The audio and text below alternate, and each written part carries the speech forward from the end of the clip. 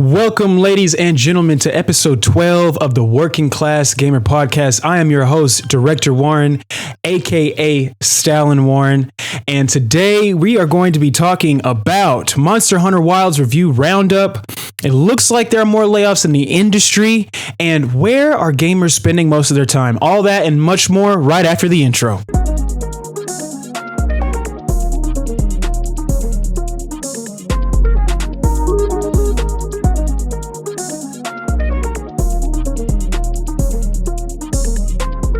All right. Welcome back, ladies and gentlemen, to the Working Class Gamer Podcast. It is so good to be before you guys again. I know it's been a nice little minute. I do apologize. Hold on.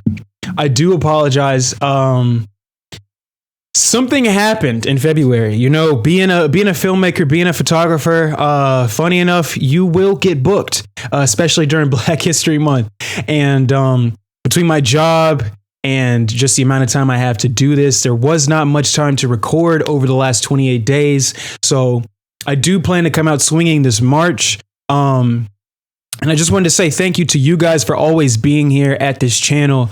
I've had a very successful stream. It's successful in my eyes, at least. Streaming Chapter 4 of my favorite game of all time, Black Myth Wukong. If you missed out on that stream, you can watch it now on demand in the live section of my channel. But basically, I just streamed Chapter 4 New Game Plus because it's my favorite chapter of the game. And a lot of you guys showed up, new and returning subscribers, random people, just a lot of people showed up and showed love, and I really appreciate it. So I will definitely be streaming a lot more. See, here's the thing, guys. I have been working at GameStop as a store manager for the better part of really the entire time that this channel has existed. And a couple of days ago, I guess it would be at the time of this recording, would have been 3 days ago on Tuesday, or at the time of this releasing, it'll release on Friday, February 28th. But Tuesday, I put in my 2 weeks notice. It looks like I will be brought on at another company that I'm not going to mention because there's social media and influencer clauses and stuff like that. Great company for me to work for because of the schedule that I need. I only got to work 15 days a month. You know what I'm saying? I'll have a lot more time to dedicate to Imperial Gaming and also to Imperial Gaming's mother company, which is Imperial Pictures Limited Company, my production company. I put out some successful work in the meanwhile, not being on this channel. You guys know this is just a passion project for me. This is not a career thing, but I am trying to foster a community. So I'm grateful for the work I was able to do during my free time, but I'm even more grateful that I'm being moved into a new position somewhere that will not require so much of my time. And I love working at GameStop. I know a lot of you who are subscribed to me are customers of mine, friends that I have made in the store. We've had so many different conversations about a lot of the topics and games that I talk about here on this podcast, and it has always meant so much to me. So if you know me from there, continue to support that local store. There are very few stores nowadays where you can go inside, buy physical media, especially games. I mean, it's hard to even go to a Walmart or a Target and buy something new. And GameStop is still a bastion and is becoming the last bastion for physical media, especially in the video games industry. So I'm grateful for my time there. You know what I'm saying? But it is time for me to move on as I grow and mature as a man. You know what I mean? I would like to be able to take care of my family. And frankly, the family that I would like to have, I cannot do that at GameStop. And I also need more time. I need more time for this. So yeah. But I just wanted to say thank you to all of you guys just for being there. You've been watching my streams in the meanwhile. You've been asking when's the next podcast dropping, and trust and believe I have had my nose in all of the business of gaming news. It's just finding the time to record. So anywho, enough whining, because here we are. It has been an interesting first 2 months of the year. March is beginning around the time of this episode releasing. We're coming into spring. It's getting warmer. The days are getting longer. The sun is staying in the sky longer. Even now, the sun is up and will probably be up for the duration of me recording today. And so with it heating up outside, it means that the games releasing are going to be bigger. Not necessarily better, but they will be bigger in scope. Most notably, Assassin's Creed Shadows. I may do an episode before that comes out, because I know that I will probably dedicate an entire episode, if not half of an episode, to my impressions of Assassin's Creed Shadows. Don't know if you guys can see my shirt. I've got Red Hulk on my shirt. I went to see Captain America 4 yesterday, and you guys should already know how we give it up at Imperial Gaming. I have loved the MCU since 2008. Since I've loved everything Marvel since I was a child. I was born in 96. The first movie I can remember going to see in theaters was the first Spider-Man in 2002. Shout out to my dad for checking me out early to take me to see that. Checking me out of kindergarten to take me to see that. But I've been in love with Marvel for so long, and I kind of started watching movies around the time that Marvel films became mainstream. I'm talking the X-Men trilogy, Spider-Man trilogy, Fantastic Four, the Dark Knight trilogy. I know that's not Marvel, but just I was growing as comic book films became bigger and bigger and arguably better over time. And I have seen the MCU at its best and at its worst. I have been here the entire time. I am here to tell you, and this is not going to be a long segment, I am here to tell you that Brave New World is everything you could want, not only as a Marvel fan, but especially as a fan of Captain America. I love Steve Rogers, really stand-up guy, just a really great guy. Everything about him, everything he stands for, opposing the American government when he has to, always looking out for the little guy. Just that type of archetype as a character I love. And Chris Evans as Steve Rogers was honestly, even though he was a great Johnny Storm / Human Torch, couldn't have casted anybody better to be Captain America. I think John Krasinski as Captain America would have been a mistake. If you don't know what I'm talking about, look it up. John Krasinski, Captain America. That was almost the Captain America we could have had. But Anthony Mackie as Captain America, in the aftermath of Endgame, watching the Falcon and the Winter Soldier, he really, not only does he wear the suit well, but he wears the mantle well. And I know that there are think pieces now that are like, is this going to be a good Captain America? Does he deserve to be Captain America? Has he earned it? Does he have the same nobility and yada, yada, yada? But the movie actually reminds you that he was a veterans counselor first. That's when we first meet Falcon and Captain America, the Winter Soldier. Him and Steve got really close because they have the same heart, especially for our veterans and our soldiers. And so to see him as Captain America, especially given the ending of the Falcon and the Winter Soldier, when he gets that suit and he has that, not much of a final showdown, but really, it's really a showcase for what he will look like as our Captain America. And just seeing that card at the very end of the movie saying Captain America will return. Brave New World just has me excited about the future of the MCU again. I just wanted to touch on that because I'm wearing this shirt. I've got my Assassin's Creed Shadows shirt for my next episode, but this is also one of the best shirts I think that I've bought from GameStop. I'm not sure. It might be because I think it's a GeekNet shirt. GeekNet, excuse me. It's a GeekNet shirt, so I'm pretty sure it's a GameStop exclusive. So again, support your local GameStop and go grab you one of these shirts. They got a lot of good stuff in there now.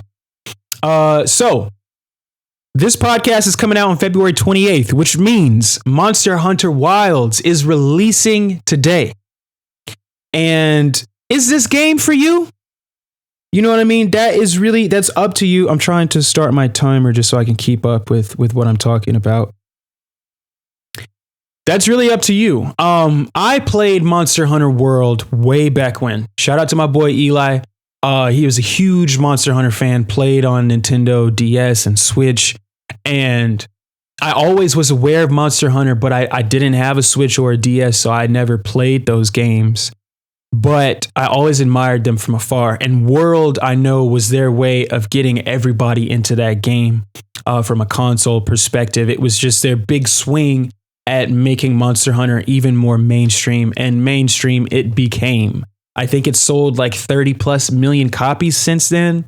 With the Iceborne DLC and all kinds of stuff. Like, I liked Worlds for what it was, but I just couldn't get into it because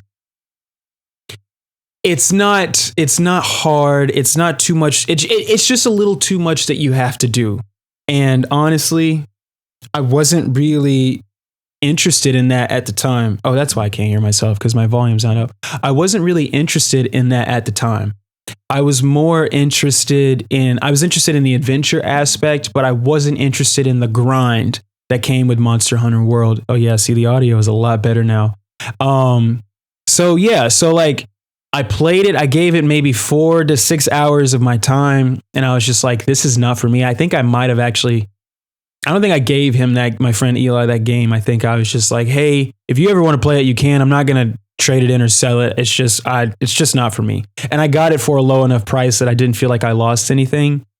But I've always respected the Monster Hunter franchise because very few games are made with getting everyone to play them in mind. You know what I mean? Like, we get very few games are made today that are only concerned with their core audience. Most games are made with the idea of trying to get everyone to buy, maximize their audience, maximize their sales at the end of the day. And you normally get very vanilla experiences because of that. Most Assassin's Creed games fit under that umbrella. You know, they're not very hardcore as far as their mechanics. They're very easily accessible, and it's not a bad thing. I think because of the type of games that they are as world simulators and ways to explore different periods in history, I think that's a good thing. But, you know, outside of Souls-like games and Souls games in general, Soulsborne, if you will, whatever, we don't get a lot of games that are like, we're only for our audience. We're not really trying to bring new people into the fold because we know that they're going to buy, and that's enough for us. We don't really get a lot of that. It would appear that Monster Hunter Wilds has adopted, they've taken Worlds and refined the edges, and I've got some quotes here to pull from, but they have also made some concessions to maybe bring people like me back into the fold. People who enjoy action RPGs, but just aren't looking to grind so hard to get to the next level, to get to the next piece of armor, to get to the next weapon, to get to the next monster. I don't think that is a bad thing. And I find it very interesting that some of the critiques of Monster Hunter Wilds are how, quote unquote, easy it has become. So I've got 3 quotes here. And all the reviews are pretty high right now. It's sitting at like a 90 on Metacritic, I believe. Last time I looked, which was yesterday, was at a 90. So my first quote comes from VGC, and they gave it a perfect score. And they said, quote, this is from Jordan Midler. Monster Hunter Wilds is confident, bold, and one of the best Monster Hunter games ever, thanks to its ability to stand on the giant shoulders of worlds and improve it in virtually every way. Which is exactly what I personally wanted to hear as far as Wilds is concerned. My next quote comes from Games Radar Plus, who gave the game a 90 out of 100 or 9 out of 10, whatever. Metacritic said 90. Quote from Austin Wood. With the best combat and narrative in a 20-year series of action RPGs, Monster Hunter Wilds is the new peak, only further enlivened by a colorful cast of monsters that defies long-time design conventions. And then my next quote and my last one comes from IGN, who gave the game an 8 out of 10, and this is from reviewer Tom Marks. Monster Hunter Wilds continues to smooth off the rougher corners of the series in smart ways, making for some extremely fun fights, but also lacking any real challenge. Now, I can understand, and I want to make a note before I get into what I'm about to say about Monster Hunter Wilds. One thing I noticed when I went through the review highlights on Metacritic is that a lot of the non-Western review houses, so I'm talking in the East, in Asia, IGN Japan and IGN Brazil in particular gave it higher review scores than IGN in America did. And a lot of publications from the East and from different parts of the West that are not the USA, a lot of them really champion the amount of fun that they had. And it's an interesting narrative where a lot of people see the ease of access as a good thing, and people here in the States kind of criticizing it. One of my favorite reviewers, Jeremy Pinter, aka Carrick of ACG, also criticized the difficulty of the game. And it wasn't necessarily a bad critique. He just said this is Probably the easiest Monster Hunter you will ever play. I don't think that's a bad thing because, and we're going to get into this later, because as far as the games industry is concerned, all of these games are becoming incredibly expensive. Incredibly expensive. And so the only way to recoup those costs is to sell more copies. And the best way to sell more copies in these massive franchises, especially the ones that are not live service and have to compete with gamers' attention spans and where they devote their time when they do game. A lot of people, if I'm not buying a From Software game, I don't want to deal with a crazy amount of difficulty. I said this on the final part of the Chapter 4 stream of Black Myth Wukong. Again, you can find that in the live section of my channel. I said this towards the very end of the game. That's my ceiling of difficulty. And the game's not very hard. You just will have bosses that test you and kind of demand you to develop a new strategy. They make it very easy to respec your points so that maybe you try out a different set of spells versus the one you already had. As you unlock more transformations, you can level those up and pick which transformation you want to level up. There's like 8 or 9 different transformations that you can have, so that add a new layer of strategy to the boss fights. So every so often you'll come across a boss and it's like, okay, immobilize, which is freezing an enemy. Immobilize is not going to work. One of my favorite boss fights in that game is with Yellowbrow. And a lot of your spells don't work. You just got to have, like I say, straight hands.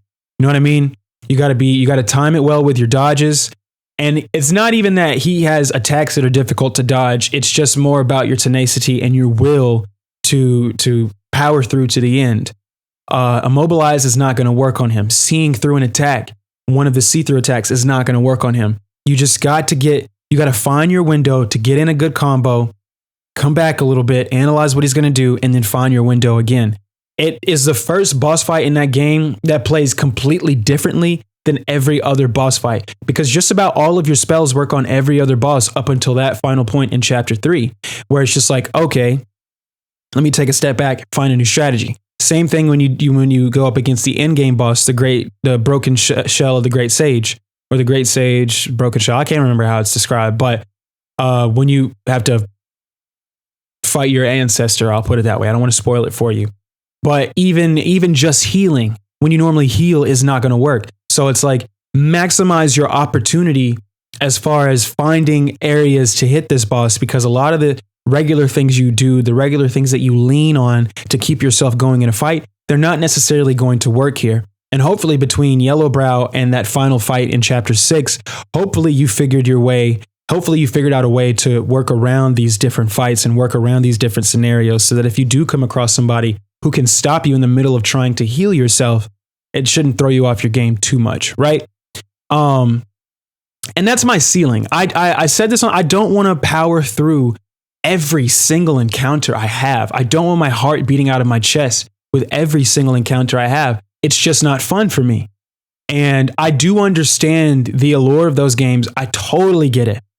They have, From Software games in particular, whether we're talking Armored Core or we're talking Elden Ring, any Dark Souls game, Bloodborne especially, they all have tremendous art direction, which is kind of the main reason I want to get into those games. But I just don't have the time to it's not even the time. It's the patience. I don't have the patience to power through. I don't want to. I just don't want to deal with that kind of difficulty. But I do want to engage with that art direction. I want to engage with that world, especially Elden Ring. I tried again before Shadow of the Erdtree came out, and I couldn't do it. So I get, if you're a hardcore Monster Hunter fan, I get being upset that the game doesn't become truly difficult until the end game. But again, and we're going to get into this, and we may get into this piggybacking off of this topic. Every developer is pining for your time as a gamer. And the thing is that the majority of gamers are spending a lot of their time on live service games. I'm going to actually go ahead and pull up this tab. And the thing about live service games is that they're super approachable. They're fun to play, whether or not you get a victory royale or not. They're just really fun to play. And so, not reviewers, but developers are having to compete with that. And so Monster Hunter, before I get into that article, Monster Hunter has the world, it has the art direction, it has the creature design, it has one of the best character creators. Shout out to Capcom again. I shouted them out last year for Dragon's Dogma 2. I'm shouting them out again for Monster Hunter Wilds because I played that beta. They have one of the best character creators. I find it a little bit more enjoyable than Dragon Age's character creator, which was really good. But Monster Hunter just kind of takes the cake because they maintain their stylistic their stylistic choices as far as the art style is concerned of the character models, but you are allowed to recreate yourself in that art style with ease. And they have every hair texture you could imagine. They have every pigmentation of skin that you could imagine. I know a lot of people complain they weren't allowed to be super thick in Dragon Age. I thought that was so stupid. I said that before in a few episodes back, that if you're a grown man complaining that you can't be a voluptuous woman in Dragon Age, you're kind of a loser. Because I didn't see any women, especially on like Twitter and Reddit and stuff. I haven't seen any women gamers complain, oh my God, I can't be super thick in Dragon Age. That wasn't a complaint. If that's what you want though, Monster Hunter has it. You know what I mean? So they got a robust character creator. They have a world that kind of is begging you as an action RPG lover to dive into. And I think for a lot of people like myself, it's just, I don't know if I want to deal with that because I know what comes with that game. You know, I don't even mind the fights going on for 20, 30 minutes. That's not really what bothers me, but it's a lot of grinding in Monster Hunter World. I could be mistaken. Maybe it's been updated to be a little bit less like that, but knowing that Wilds just doesn't require that much makes me want to go and buy it. On top of the fact that it has one of the most beautiful steelbooks available that's only $5 more than the standard edition. And this is the other thing too, right? It's going to take you 50 plus hours to get to the end game anyway. A lot of gamers, especially if we're going to play a large scale open world RPG title, I don't want to have a hard time during those 50 hours. Like the first 50 hours of Wukong are some of my just my favorite. Same with Stellar Blade, right? Like it's not a difficult game. It just challenges you every so often to rethink your strategy, to lean more on a perfect dodge, to lean more on your parries instead of just a full-on offensive assault. And I think both of those games in particular strike a great balance between skill and difficulty, because sometimes it asks you to up your skill without punishing you. These games that only have like 2, maybe 3 difficulties, the third of which being unlocked after you defeat it the first time on a normal mode, those are my favorite types of games.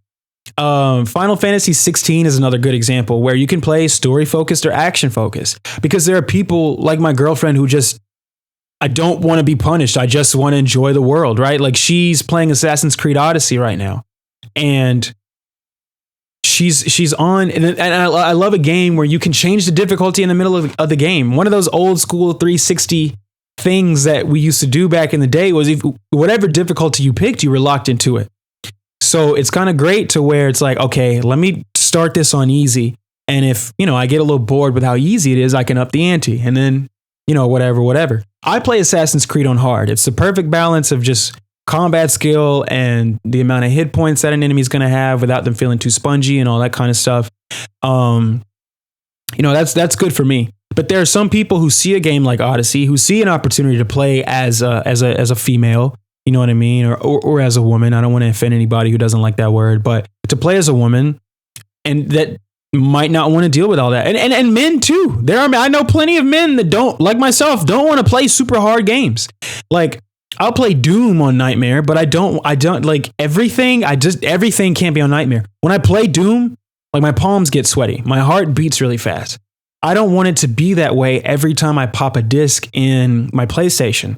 And one of the side effects of these From Software games is a lot of these games trying to be hard for no reason. And it doesn't really work if you don't have a robust system set up in place like From Software. I mean, they've got 15 odd years. Demon Souls came out in 2009. So we're talking about, they're going on 16 years of just expertise of balancing in their games. Not every game needs to be a grind, especially when these companies know that you're not a hardcore, like you're not only playing Monster Hunter this year, right? It's not going to be the only game you play. Myself, like I can't, I would be foolish to pick up Monster Hunter Wilds right now when I know in 3 weeks I'm going to play Assassin's Creed Shadows. I don't care what's happening. I don't care what the reviews say. I'm going to play that game, right? And that's going to be a 60 to 100 hour game, depending on how they do. If it's like Origins, it's going to be about a 60 to 70 hour game, and that's fine with me. That's what I want to do. So like when we're having to pick where to spend our time, a lot of people just don't want to have to like be stuck with one game for the next 6-7 months because they keep getting beat by the same boss over and over again. When I spent 3 or 4 days fighting Yellow Loong the first time in Wukong, it didn't bother me because I knew I had met an opponent where I didn't have the tools to defeat this guy. In the same way when I came up against the Yellow Wind Sage in Chapter 2, I don't have the tool. Where is the tool I need to defeat this enemy? And that's why that's one of my favorite games, because there is a tool over here. Sometimes it's hidden behind a hidden world or a riddle that you have to look deeper into. I like when the challenge comes that way. You know what I mean? When it's like, listen to this NPC and what he's telling you and where he's telling you to go and go there. And I played that game. I talked about it on stream. I played that game with no map.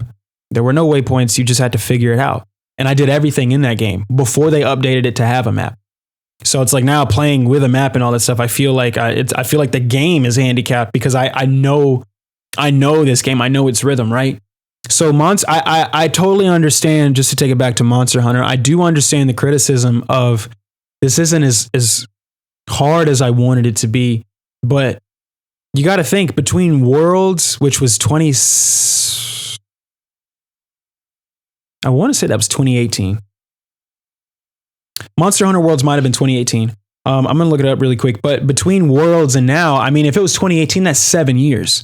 So a 10-year-old who watched Monster Hunter Worlds on YouTube and maybe couldn't have bought it at the time, maybe their parents weren't into buying them that as a 10-year-old, or maybe they just didn't have,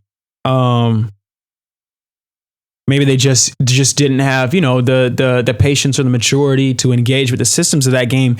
Now they do.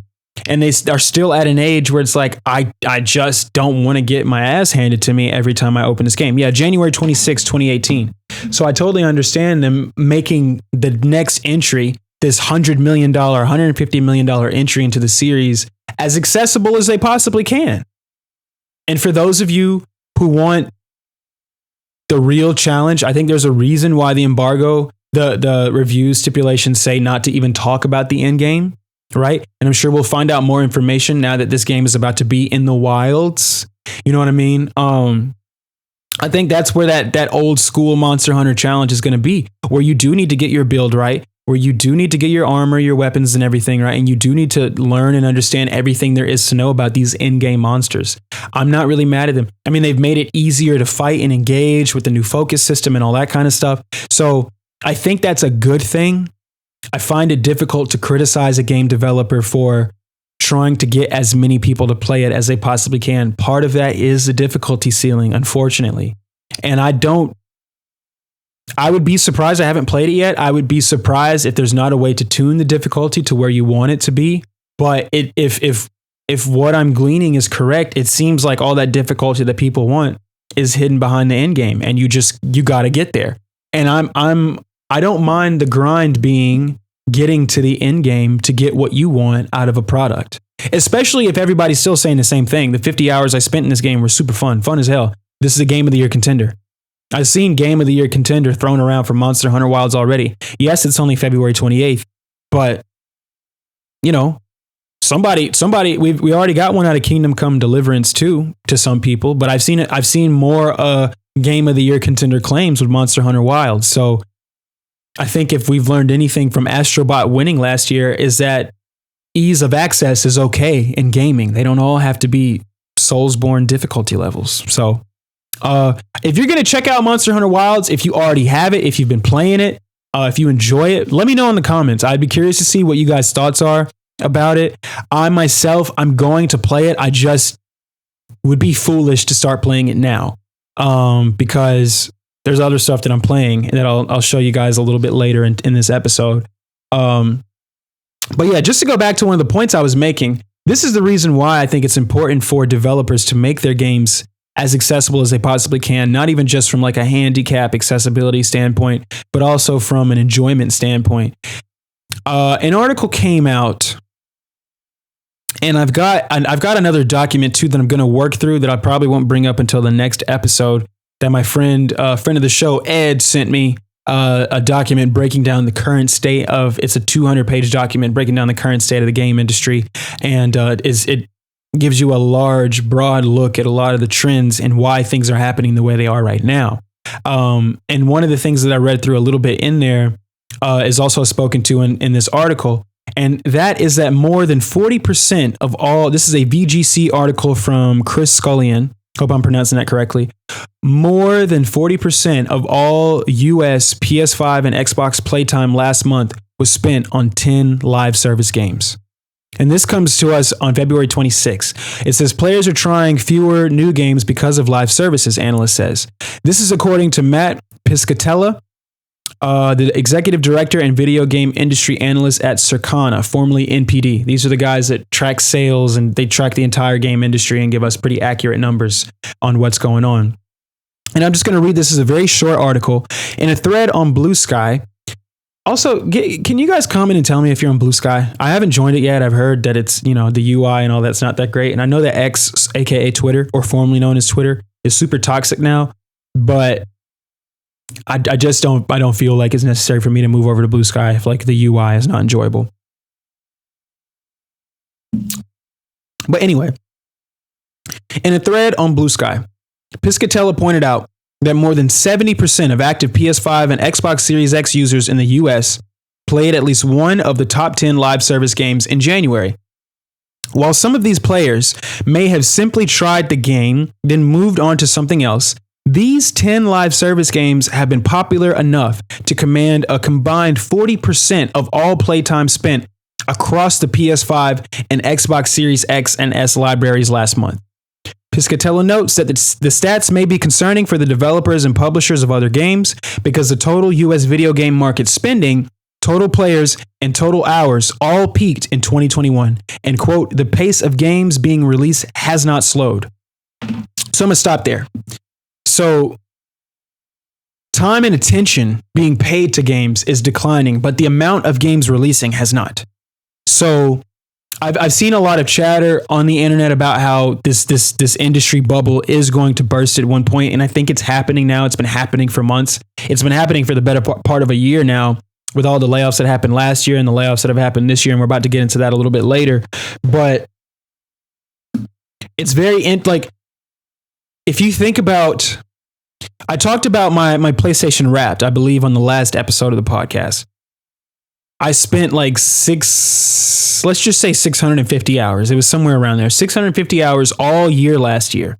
Now the 40% of my playtime, or maybe not 40%, I think it was like 15. Yeah, 15% of my playtime was dedicated to Black Myth Wukong. About 90 odd hours of my playtime last year was Black Myth Wukong through the end of 2024, which totally makes sense to me, and I'm totally fine with that. But I still tried 75 different games, and I don't know how that happened. I'm not going to rehash that conversation.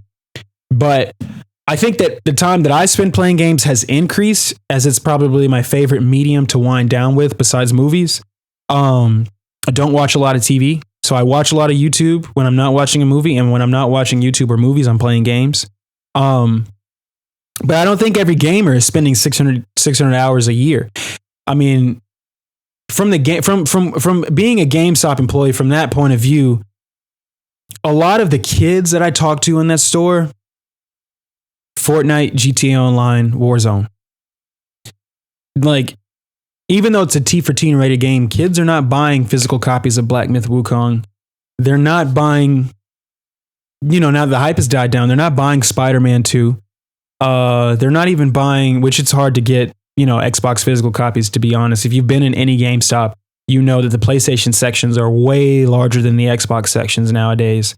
But they're not buying like Forza Horizon. They're not buying Halo Infinite even. You know what I mean? And then on Xbox, it's a little different because a lot of that stuff is on Game Pass and yada, yada, yada.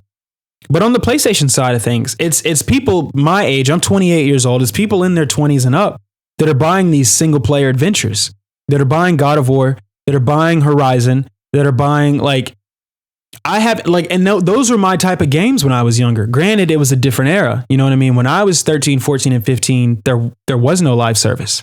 You know what I mean? Like Destiny wasn't a thing yet. Destiny was kind of the beginning of that boom. Destiny was not a thing. Call of Duty had, you know, the multiplayer that was packaged in was the multiplayer that you played. And then they didn't have battle passes and such. You know, they had map packs that were released 4 times a year. And by the time the 4th one came out, we're about to get into the next Call of Duty, right? It was still an annual release cycle, but there was no Warzone. There was no free option at the time. You had to give them $60 to play. Now it's just completely different. I mean, GTA 5 has had the shelf life it has had mostly in part due to GTA, Online. I don't know a lot of, I'm not going to pretend like teenagers aren't playing Grand Theft Auto, because they are. Like, people buy Grand Theft Auto 5 for their children. Like, when I mean children, I mean 5, 6, 7, 8 years old, right? Nobody's telling me about the cool thing that Franklin did, or the funny thing that Lamar said, or the crazy thing that Trevor did, or like breaking down like Michael's relationship with his wife and stuff. Those conversations, if I ever have a conversation about GTA 5 story mode, always happen with somebody 30 and up. Because we were 16 and 17 years old, 15, 16, 17, 18, 19, when GTA 5 first came out in 2013, right? That was 12 years ago. September of 2013. I'll never forget it because I got that game for my birthday. It was the first Grand Theft Auto I was ever allowed to play. So it is very interesting, because I'd bet $1,000 that the majority of the people playing these live service titles are children. And I'm not mad that children are playing Fortnite or whatever. I think this article gets into what those games are. Again, like I said, as such, the pool of potential players isn't getting larger. And if many of them are spending a lot of time on the same 10 live service games, that reduces the amount of time being spent trying out other titles, in particular new releases.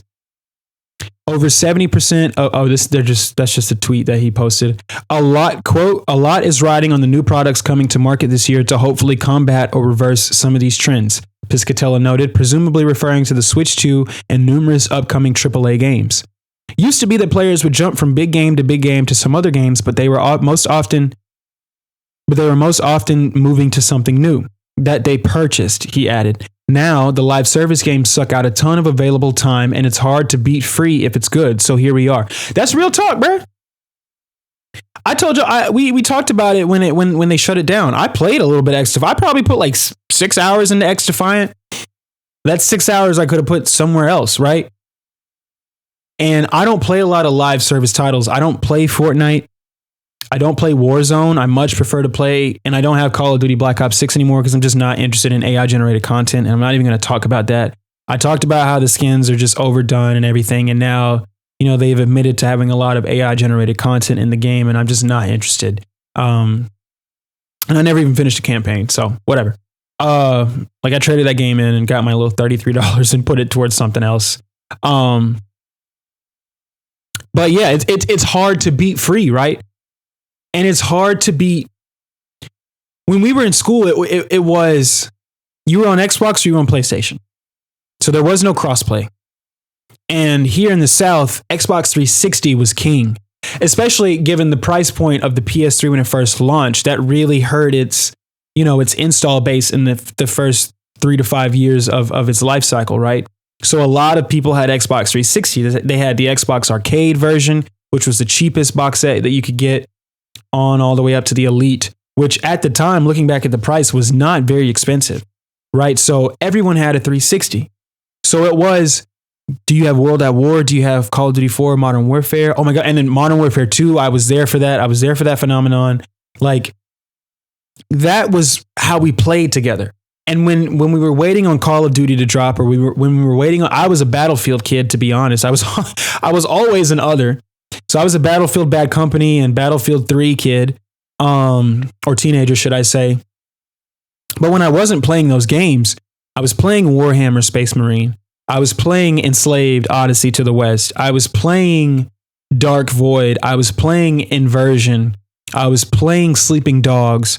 I was playing Assassin's Creed 2, Brotherhood, Revelations. I didn't play Brotherhood. I skipped right over it for Revelations. Assassin's Creed 3. I was playing open world adventures.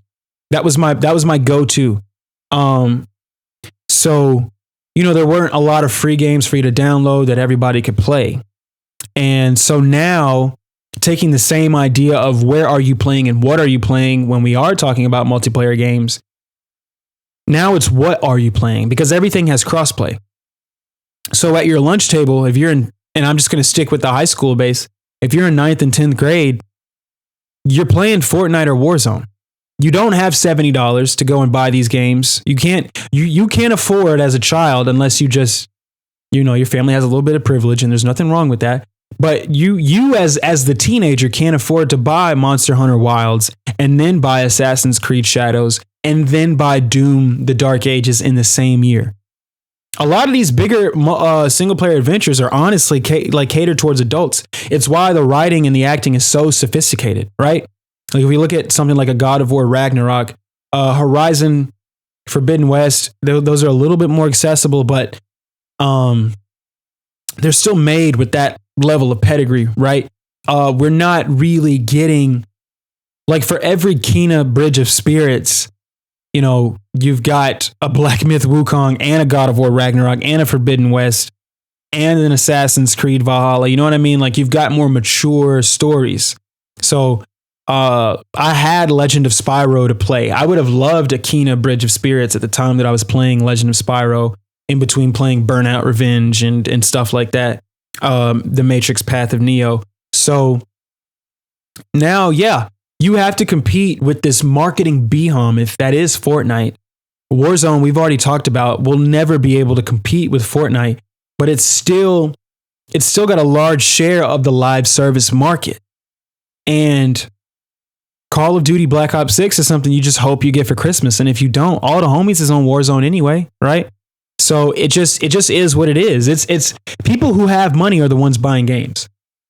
And parents, I'm telling you, I've seen it with my own eyes, would rather buy Roblox cards, would rather buy V-Bucks, would rather give you $20 on the PlayStation Store or on the Xbox Store so you can buy stuff for Warzone, buy skins, which $20 is not going to be enough for some of those skins.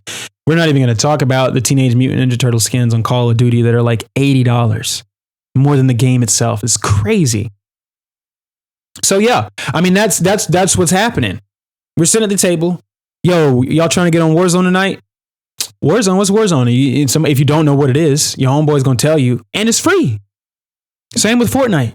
If you don't have it, it ain't nothing to download. You really just need $10. For Xbox or PlayStation, you just need $10 to be able to play online, and that's it. So for these game companies, even making a $60 million game like Days Gone is risky. A $40 million game like Stellar Blade is risky. Because everyone's time, almost half, 40% is almost half. So almost half of gamers as a whole of their time is being spent, at least on consoles, is being spent on these free live service titles. It's crazy. Rainbow Six Siege is a massive title down here. I do know a lot of Siege teenagers. I see a lot of teenagers that, you play Siege? Nah, I never got into it. Now they're doing their little reboot. I might get into Rainbow Six Siege, but yeah, a lot of these like live service, whether they're paid or not, whether they're a Helldivers 2 or they're a Fortnite, that's where a lot of time is being spent. And this was always the intention of Sony and Xbox. This was their intention. They wanted games to become more social. Single player games are what keep consoles. They sell consoles. Like, this past holiday, they did do the Fortnite bundle for PS5s, but, there's the 2K bundle that you could have bought this past holiday. PS4 had mad bundles. You had the Spider-Man bundle. PS5 had the Spider-Man 2 bundle, Holiday 23. But PS4, you had the Spider-Man bundle. You had the Red Dead 2 bundle. You had the Grand Theft Auto bundle. Xbox, you had the Forza bundle. You had the Halo bundle, the Gears of War bundle. And, now most of their bundles are just built around Game Pass. But the biggest games on Game Pass, besides Call of Duty now, the biggest games on Game Pass are the single player adventures. those are the games that people like to try. But when it comes to just like with all the homies, even if you go to work, if you're working at the warehouse, if there are gamers on the floor, they probably play Warzone. Because, you know, Warzone kind of skews a little bit more towards the older Gen Z and millennial demographics, right? So that's what people are playing. I've had conversations with a variety of ages, but most notably gentlemen old enough to be my father about Black Myth Wukong. I don't have those conversations with young teenagers when I'm at my store. I don't have conversations, maybe God of War, you know what I mean? But the other single player title, like I've never talked to anybody about Grand Blue Fantasy Relink. So, and just continuing on, last year, an annual games industry report highlighted the growing influence a group of fewer older video games have over consumers' annual playtime. According to the data, just 66 titles accounted for 80% of all playtime in 2023. That is insane. That's insane. 66 games are going to come out between January 1st and July 1st. Just to put that in perspective for you. And 60% was spent in games that are 6 years or older.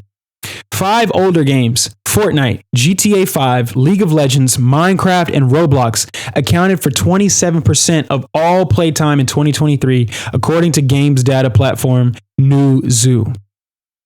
Last month, Circana revealed that U.S. spending on physical video games has more than halved since 2021, with more players switching to digital due to faster internet speeds, the emergence of online marketplace on consoles, and live service games funded by microtransactions. We've talked about the physical media thing, so I'm not going to, beat a dead horse. That we know what's going on there. It's just what they said. The live service games are digital only. You can't buy a disc with Fortnite on it. You can't buy a disc with Apex Legends on it. You can't buy a disc with Warzone on it. But you can just download them with ease for free again. And if you don't have the online membership, you just need to get a quick $10 to your Cash App from your mom. Because your Cash App card is probably on your PlayStation account if you're a 15, 16, 17-year-old. And boom, now you can play online with the homies. So that's what's happening. So yeah, Monster Hunter Wilds is going to be a little bit easier than Monster Hunter Worlds because we want people who are watching the videos on YouTube, who are watching streamers play it on Twitch or YouTube like myself, are watching reviews. They're looking for the word easy. When they look at these open world RPGs, everybody, no matter if you're 60 years old or you're 16, maybe they're not looking for easy, but they don't want to hear hard.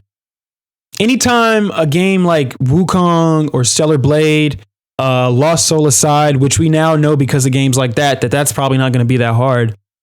That's what we're looking for.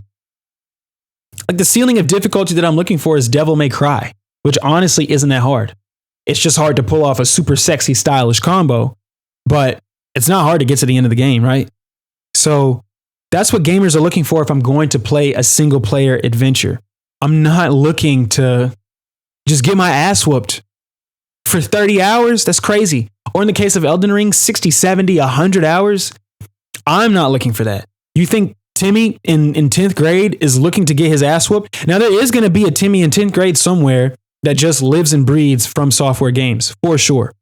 I see some of those kids as well. I got this one, it's this one 11-year-old who's like a regular, who's like always looking for the special, he's looking for the special editions of Dark Souls titles. Like that's his thing. I played Dark Souls 1. I played Dark Souls 3, Scholar of the First Sin. He always asks me if I have Dark Souls 2. And every time he asks me, I don't have it. So for every one of those, though, it's like 8 kids his exact age that are only asking their mom or dad to go get them some V-Bucks.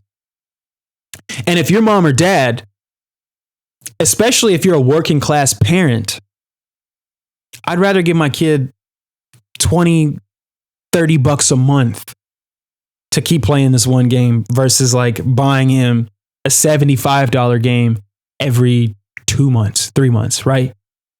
For some people, that's easier. For people who live check to check, that's easier. And so there's a lot of things happening at once with that kind of data.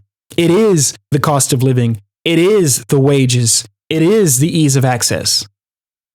Physical games still cost full price unless you catch a good sale. Alan Wake 2 Deluxe Edition on disc was $79.99 day one. Yes, it included Alan Wake Remastered. It included all the DLC for Alan Wake 2, but it's still $80. It doesn't matter what it includes. The price point matters way more than what is inside the box. Literally. And so for some gamers, it is, if I'm going to give you $75, I better get like 50, 60 hours out of this in return. And now in 2025, it is my 50 or 60 hours. I don't want to leave that with bruises. You know what I'm saying? I don't want to have broke my controller in half. I could talk about that all day. So I'm gonna move along. But that's what's going on. So yeah, I'm glad Monster Hunter Wilds is a little bit easier, because as somebody who has a full-time job, I'm moving out of one full-time job to the next full-time job that'll still have me at 40 plus hours a week. Granted, over, less days, thank God, but it'll be 40 plus hours a week. I also have a production company, a legitimate production company. I have a business that I run.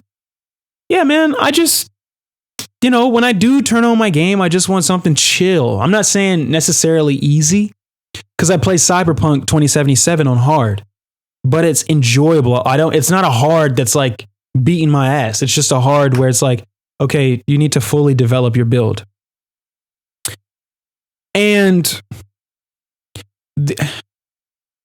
now the side effect, just to segue into the next topic, the side effect of all this time being spent on live service games and all this money being made is greed.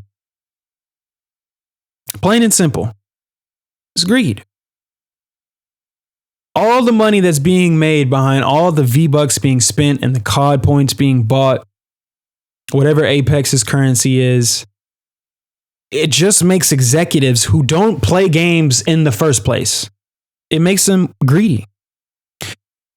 I don't know if you guys have heard, but that's probably why you're watching the podcast right now. Marvel Rivals, probably the biggest success story in gaming right now, another free live service title, has suffered dramatic and traumatic layoffs.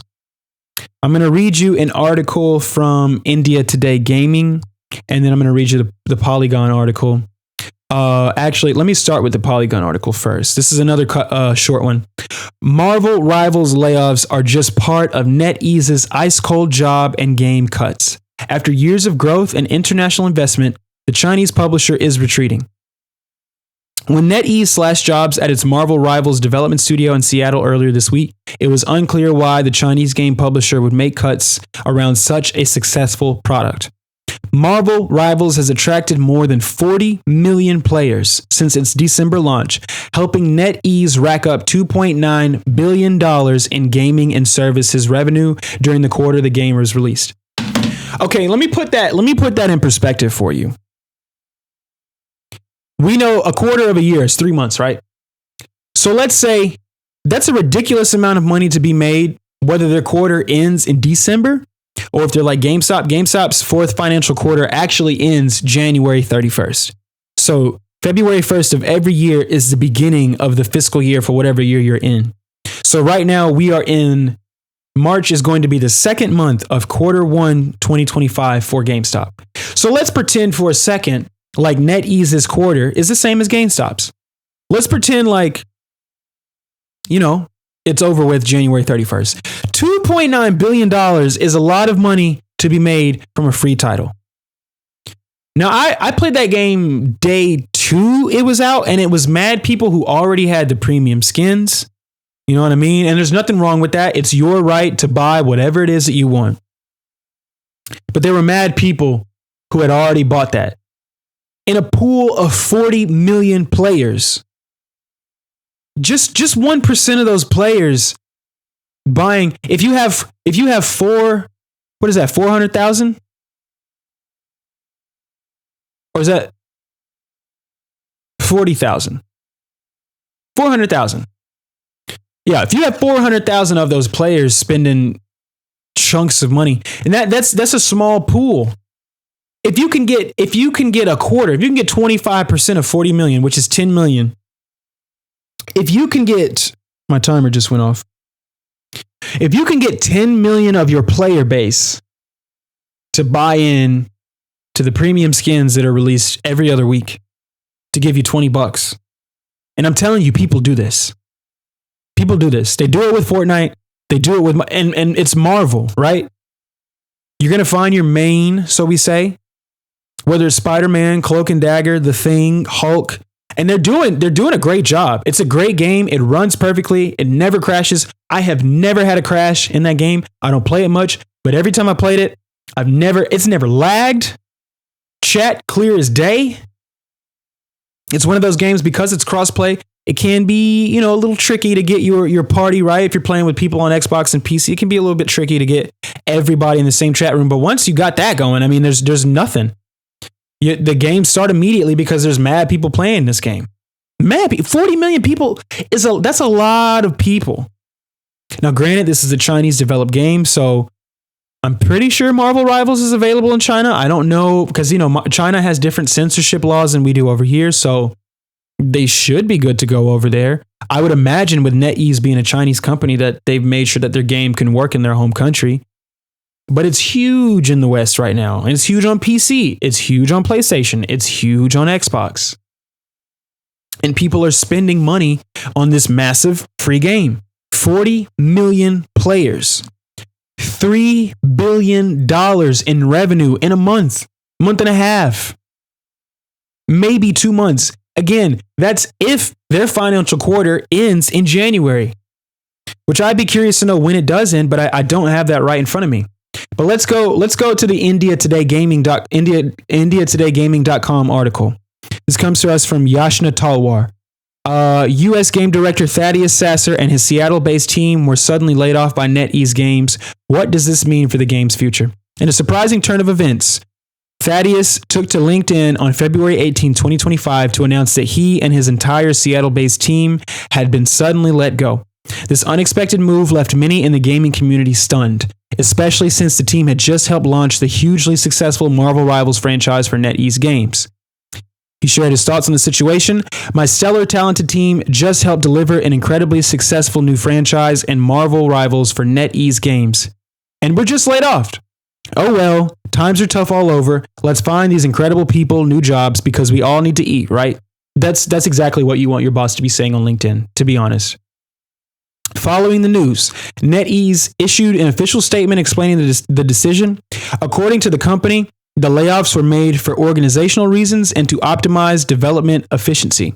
In a post shared by Steven Totillo on X, formerly Twitter, NetEase acknowledged the difficult choice and reassured players that the game's development was still going strong.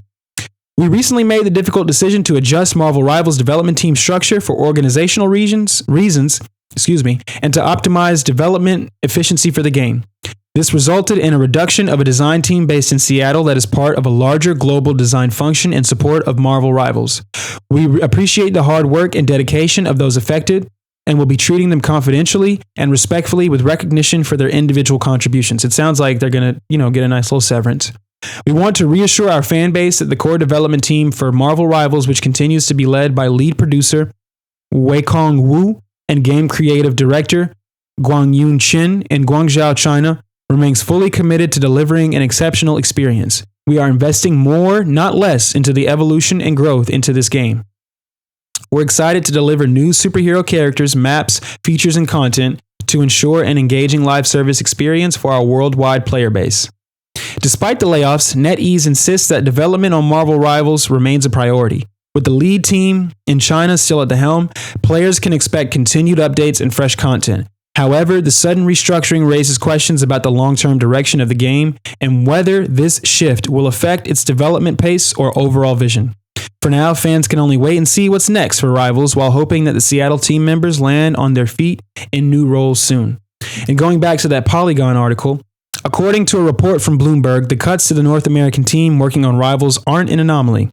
The founder and CEO of NetEase, William Ding, is reported to have cut hundreds of jobs, closed studios, and taking a firmer hand with the company's Japanese teams, including the one led by former Ryu Gotaku studio head Toshihiro Nagoshi. Ding also reportedly floated canceling development of Marvel Rivals before it was released. The billionaire CEO is said to have balked at paying Disney a licensing fee for Marvel's superheroes and villains and considered replacing them with NetEase artists' own hero designs. NetEase denied this account, Bloomberg reported. Over the past year, NetEase has divested from multiple studios outside China, including Worlds Untold, the Vancouver-based developer led by ex-BioWare creative Mac Walters, Jar of Sparks, the Seattle-based studio founded in 2022 by Xbox veteran Jerry Hook, and Uka Studio, the Tokyo-based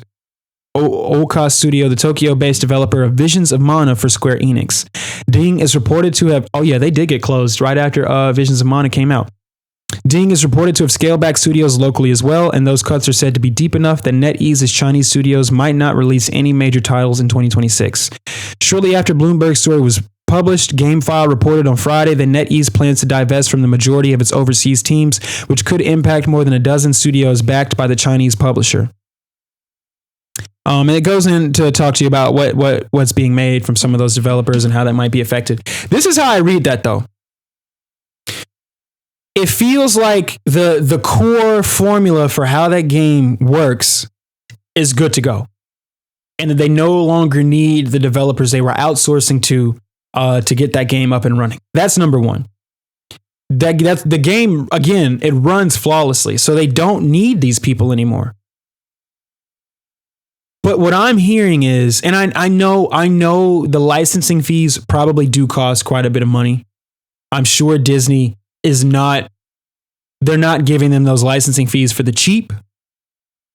But I think if I'm Disney, and I'm just role playing here, you're pricing those fees at a competitive rate. Number one, Marvel Rivals is reinvigorating people's faith in Marvel as a whole. Between the sheer amount of content that Disney Plus has put out, some of it being quote unquote mid, they needed Marvel Rivals to just kind of remind people that these are your favorite characters. Dropping the Fantastic Four, coming up on that's going to help that movie's box office returns, which in turn helps whatever they're going to do at their theme parks, which is where they make the majority of their money. And of course, the backlog of content that you put on Disney Plus, yada, yada, yada.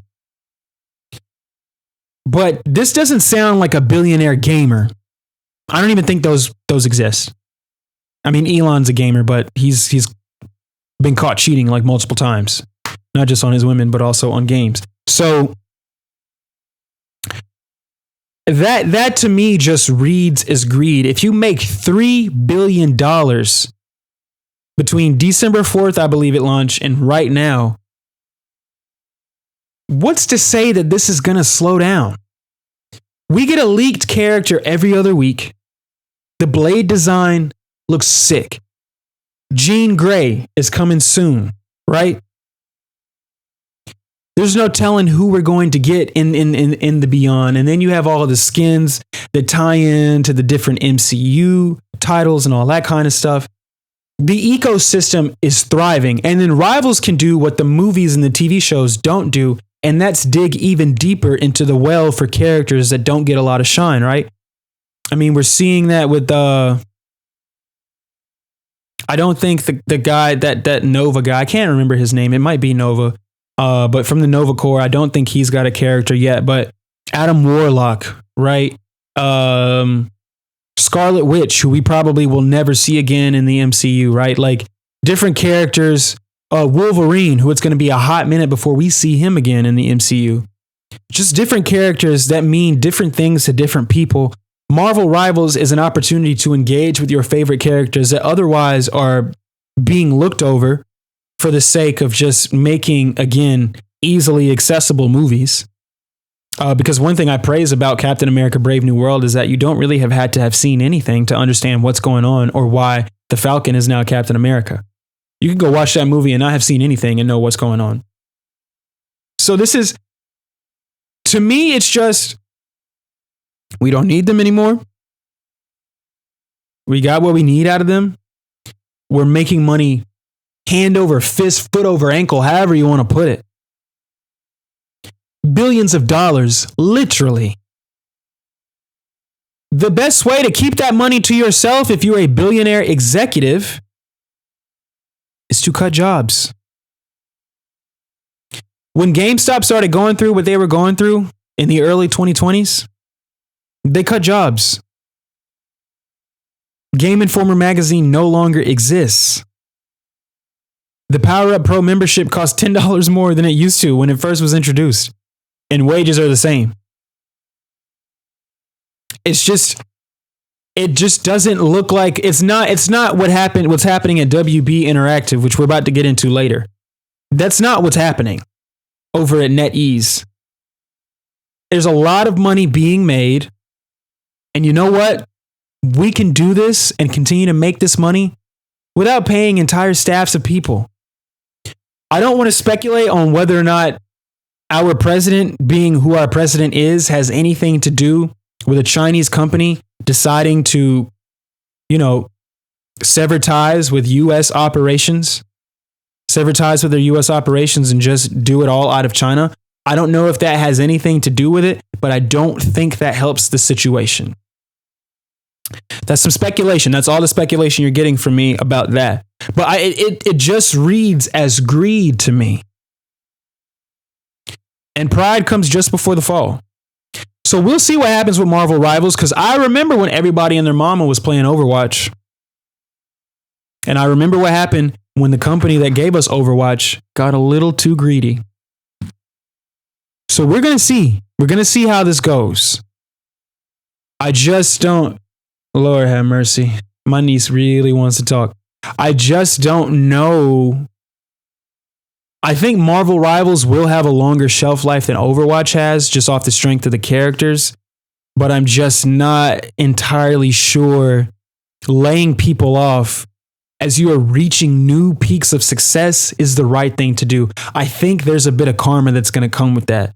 Again, I don't know if this has anything to do with how that billionaire executive might feel about our government or whatever. I think it's interesting. It's just very interesting. And it's greedy. It's greedy. You don't get the localization you get without working with developers and companies in the region, or at least people who are from the regions that you want your game to be played. And now that they have everything they need, so to speak, they're severing ties. If you happen to be a part of that Seattle development team, I wish you nothing but the best. Where's my phone? Because I'm gonna need it for my next topic. I wish you nothing but the best. Godspeed. I hope that you're able to find, a job with better security. I'm sure the people who were working on this game had a tremendous amount of passion. Normally the people, especially when you get to work on an IP like the entire Marvel universe, a lot of those people are very passionate about the characters that they're working with, the storylines they're creating. So it just sucks. It just sucks. I'm not a professional journalist, so that's all I got. It seems very greedy and it sucks. And this is a trend that has been happening since I started this podcast, since before I started this podcast, where Microsoft laid off thousands of people. And they've just developed a new form of matter. Where PlayStation has laid off thousands of people. You know what I mean? Where they've invested hundreds of $millions into a live service game that nobody asked for. But they did so because all they do is look at data, and the data says 40% of all time is being spent in live service games. So we got to get in that arena too. We just saw Sony cancel like 6 of their games, and the majority of the games they canceled were live service. Live service is a really expensive endeavor, but for every Concord, there's going to be a Marvel Rivals. But again, as we've seen with Overwatch, when a company gets just a little too greedy, and all it takes is just a little too much greed, they stumble and crumble. Who's playing Overwatch 2? I don't know anybody playing Overwatch. I don't know a soul playing Overwatch. Anybody that I knew, shout out to my homeboy June, I know you watched the pod. Anybody that I knew playing Overwatch, they moved over to Marvel Rivals. I want to play with characters I know. I want to play with Spider-Man. I want to play with Winter Soldier. I want to play with Hulk. I want to play with Iron Man. Iron Man's so fire in that game. Like, that's what they want to do. Especially after being done the way they were done in Overwatch. If you like that style of gameplay, which Marvel Rivals plays exactly like Overwatch, You're done with it. And I see what he's saying about, oh, we didn't want to pay the fees and we were going to rely on our own designs. You weren't going to make $3 billion in a month and a half off of whatever designs y'all had at NetEase Games, whatever original character designs, because you were going to have to compete with Overwatch. And you might have, people would have tried it out, but you weren't going to last. I don't see it happening. Even if it was as polished as this is right now, it doesn't become, maybe you last, but you don't become the behemoth that you are now without that Marvel licensing. So to me, you have to pay your dues. You want to use these characters that have an 80-year history, up to an 80-year history? You got to pay your dues. And if you don't want to pay your dues, you got to work a lot harder to get a foothold in this live service industry. Because like the article just said, gamers are playing games that are almost a decade old. I remember when Fortnite. I'm old enough to remember when Fortnite was revealed to be a tower defense game, and when it pivoted to just being this free-to-play battle royale and completely changed the landscape of gaming forever. I was there. This is just not very humble of Mr. William Ding. Sorry. And I'm just a middle-class guy. I'm not a billionaire. I know it takes a certain, a special type of mind to become a billionaire. But you reap what you sow. I do believe that. You will reap what you sow. Speaking of reaping what you sow, man, I really, I've had a couple of positive episodes, but I feel like the things that I've talked about on this show have honestly been more negative than positive when it comes to one of our favorite pastimes, which is gaming. And that's because I'm telling you, the industry bubble, the bubble is about to burst. It's bursting right now in real time.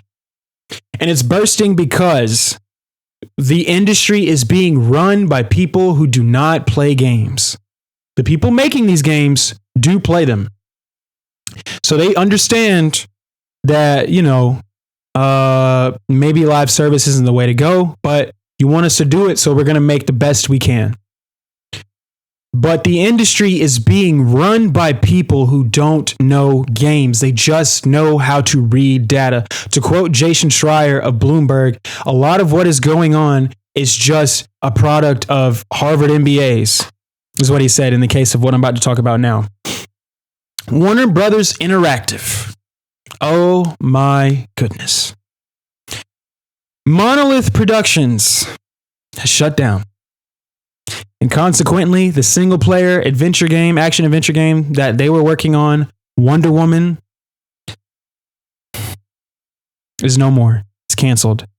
It breaks my heart to even say that to you. The first part of that being because I like the games that Monolith Productions has put out. I never got to play the Fear games. You guys remember the Fear series? Fear 1, 2, and 3? But those were really respected games. Condemned and Condemned 2, respected games, cult classics. And then they got their big break with Middle-earth: Shadow of Mordor and its sequel, Shadow of War. And I'm gonna get into the domino effect of just corporate greed, because that's all this is. It's bad decisions being made at the very top of Warner Brothers Interactive by somebody who's not even there anymore. And I can't remember his name, and I didn't write his name down, but it doesn't matter. He's not there anymore. But this person is the reason why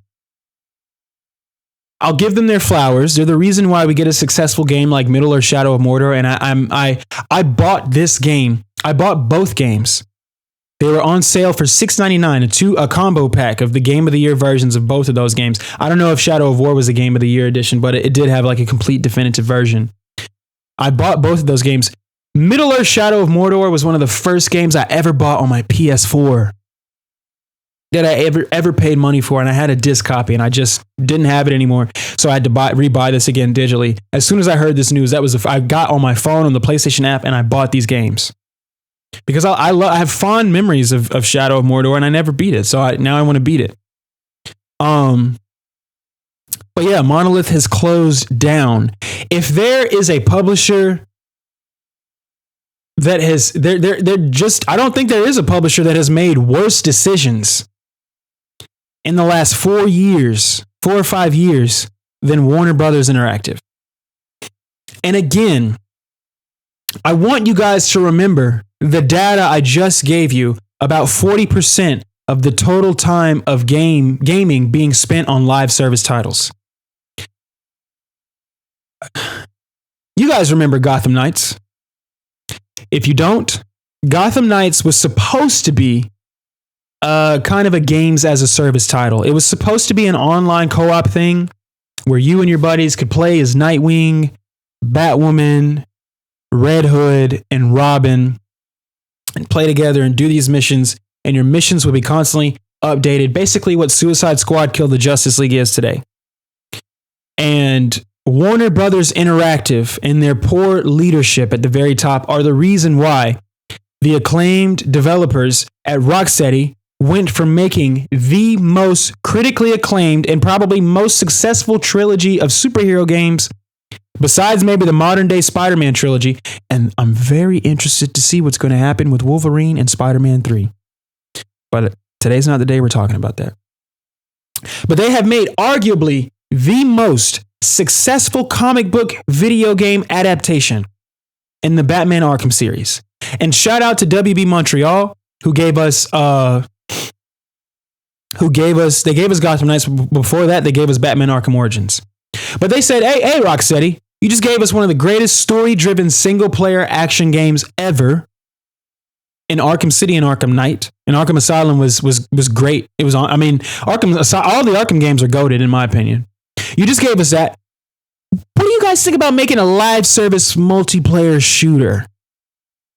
Now, I'm on record as saying that I love Suicide Squad, but a lot of the industry and a lot of the player base had whiplash when it was announced that one of the most acclaimed developer houses in the country, or in not just, well, because they're UK based, but one of the most acclaimed developers in the West was making a live service game. There was a lot of whiplash behind that announcement.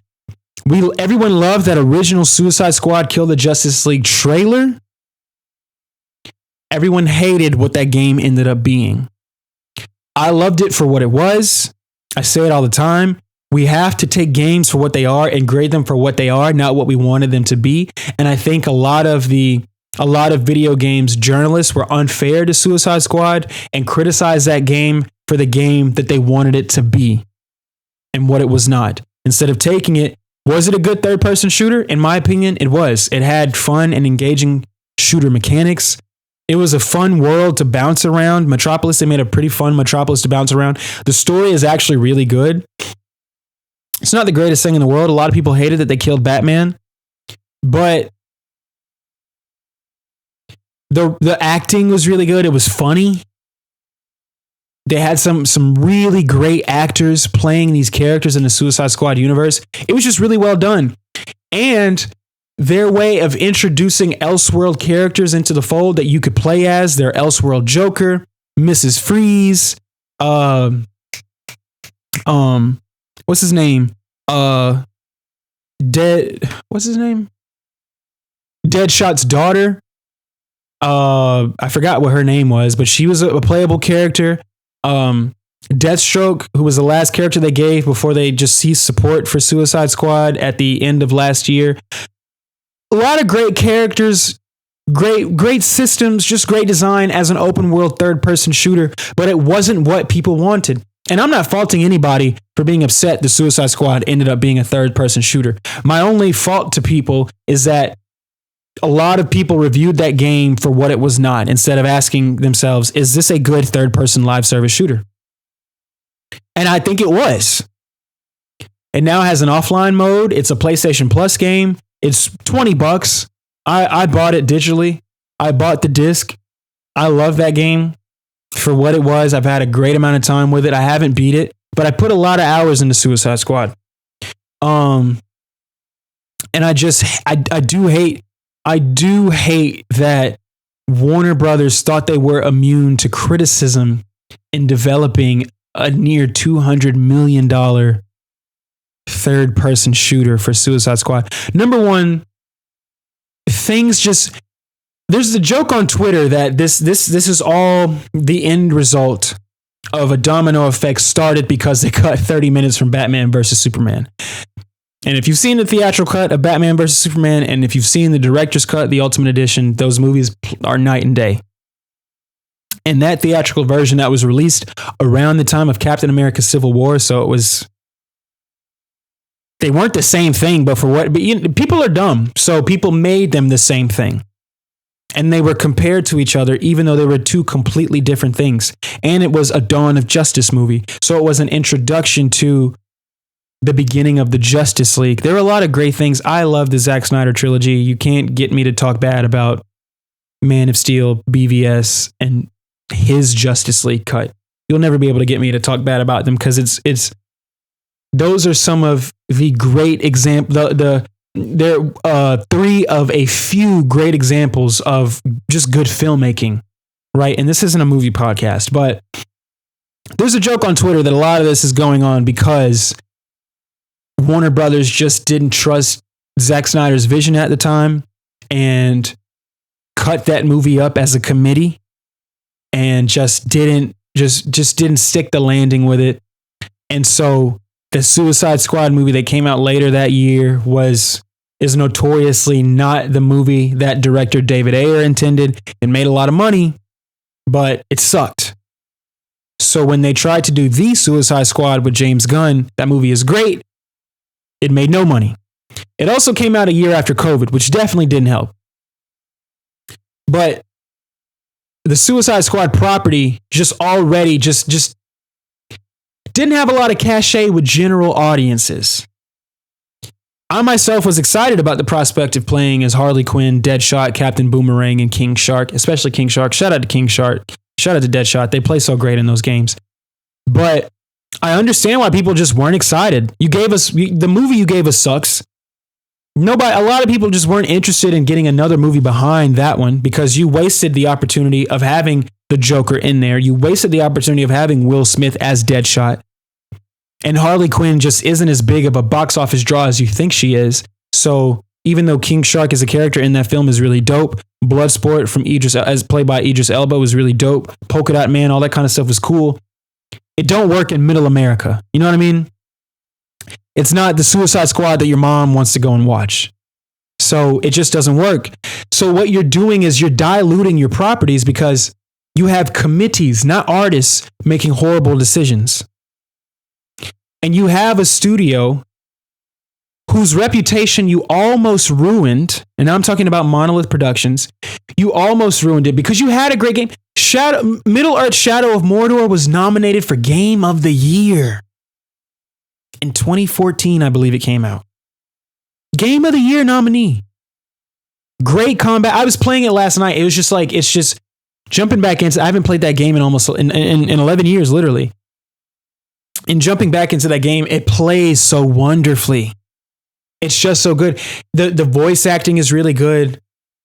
The story, just the entire setup for people who, I like Lord of the Rings as movies, but there's never been a game that interests me. And that was the action adventure title that I wanted.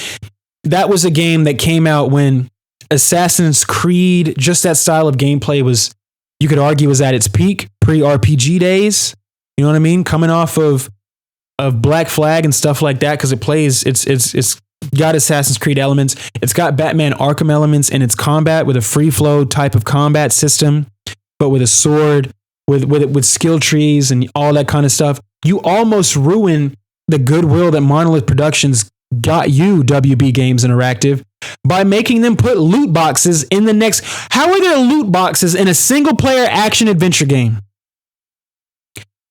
The game has a very, very specifically designed grind that you are selling us $5, $7, $8, $10 loot boxes to bypass.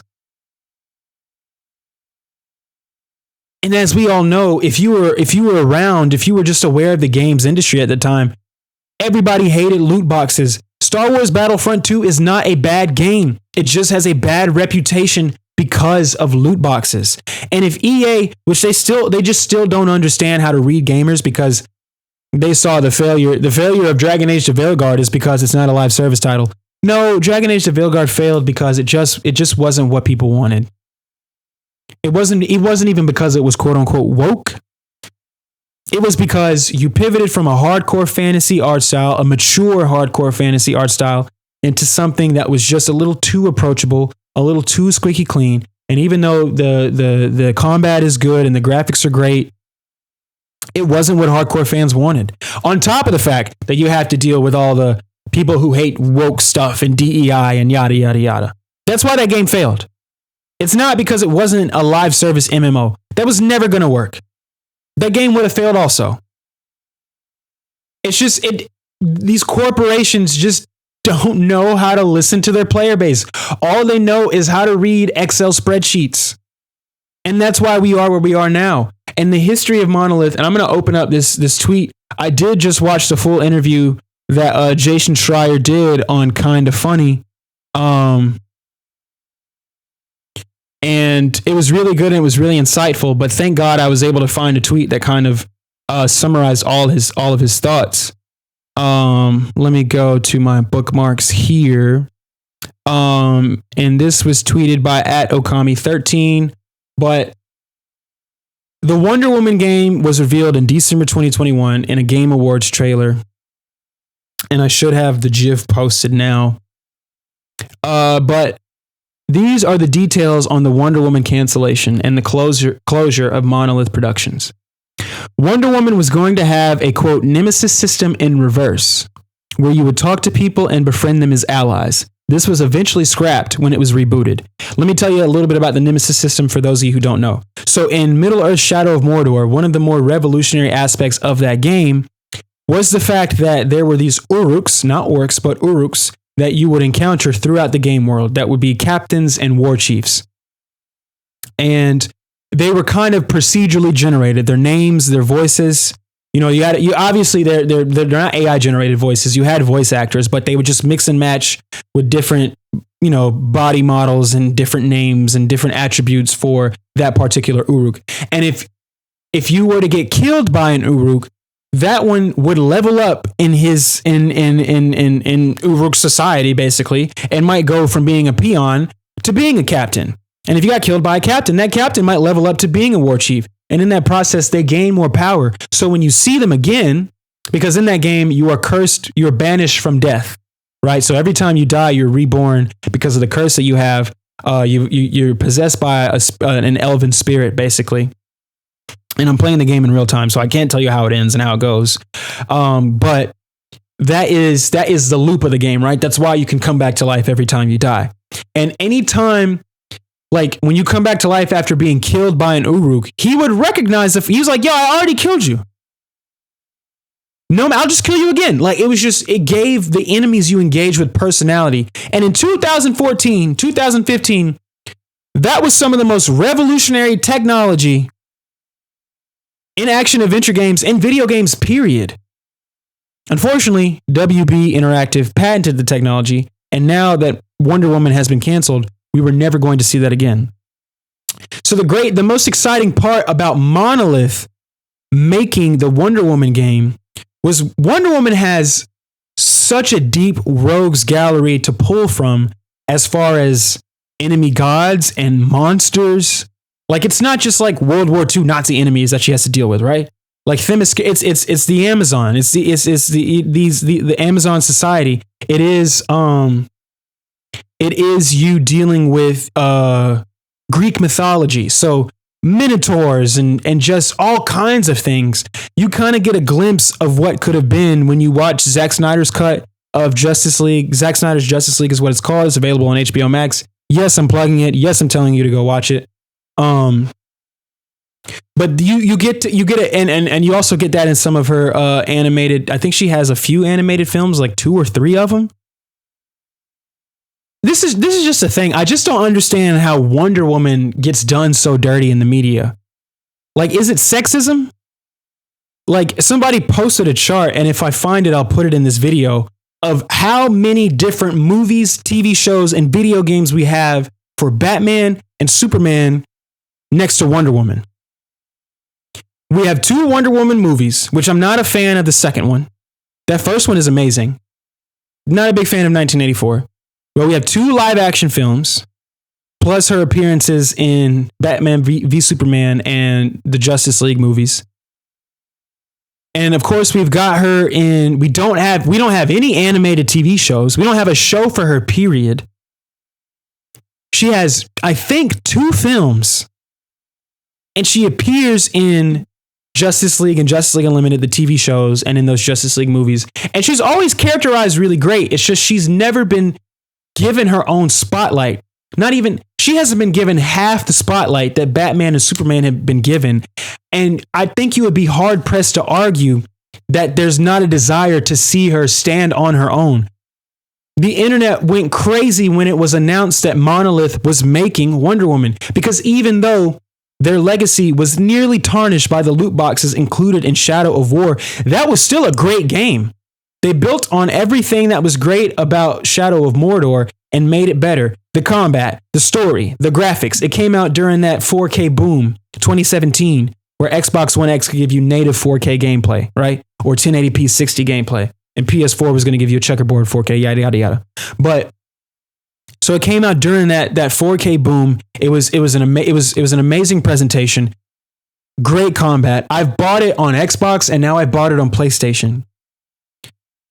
Monolith could have gave us something amazing, but again, let's get into the poor leadership. Wonder Woman began production in June 2021, but was rebooted in late 2023. The game changed directors and it became a more traditional God of War style action adventure game. So it went from being that Nemesis system that they were going to use, where you were going to be able to get allies to join your cause. Because if I'm looking at Shadow of War, I can only assume the Wonder Woman game was probably going to have the same system, but again, in reverse, because they took the Shadow of Mordor, like I said, a lowly Uruk. If he kills you, becoming a captain. If a captain kills you, he could become a chief, and you have to deal with that later in the game, deal with a more powerful version of him. Imagine what that could mean on your side. So you have someone in the same way like you have Assassin's Creed Brotherhood, right?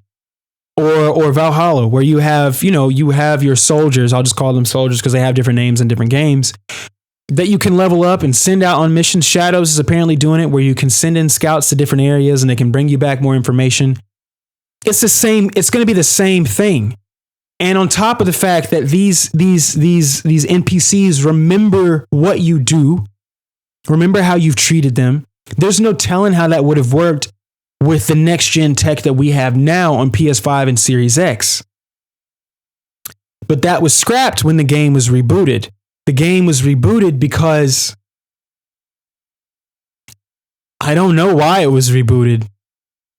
I don't want to. God of War is great, but I think you do Wonder Woman a disservice if you're limited to a linear story driven game that's 15 to 20 hours. It could be fire.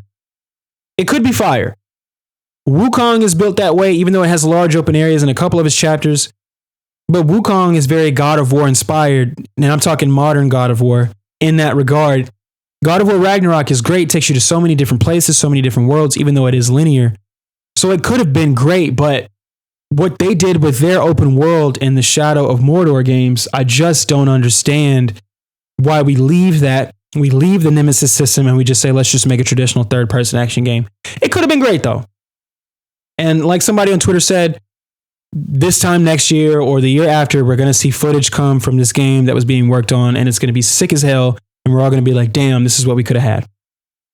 But it was rebooted in late 2023. Monolith reportedly was not interested in making another Lord of the Rings game. After their new original IP was canceled by WB in 2021, Monolith's entire leadership team and many devs quit. So here is a little silver lining, a little bit of light in this darkness. Apparently, the Black Panther game that EA is working on, not Marvel's 1943, the Hydra game that's being spearheaded by Amy Hennig that has Captain America and Black Panther. EA is working on their own Black Panther game. And that's where a lot of that core Shadow of Mordor, Shadow of War team is at now.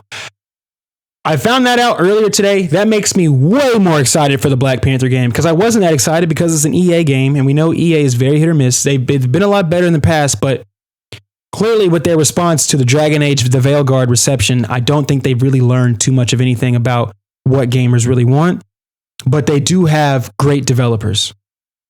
So that could be dope.